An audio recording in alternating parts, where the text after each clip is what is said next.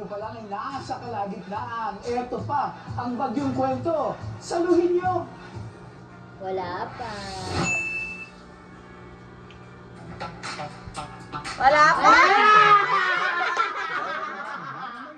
Mga kalabang ay pagkain. Ay, maingat. Sibog ang iyong tawagin. Tapusin, tapusin, tapusin. Taglay ang super lakas kumain.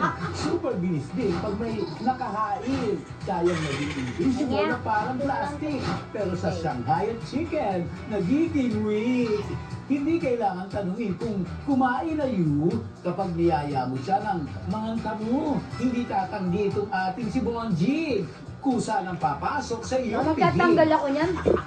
Ang motovlogger na si Ayos yan. Boomer.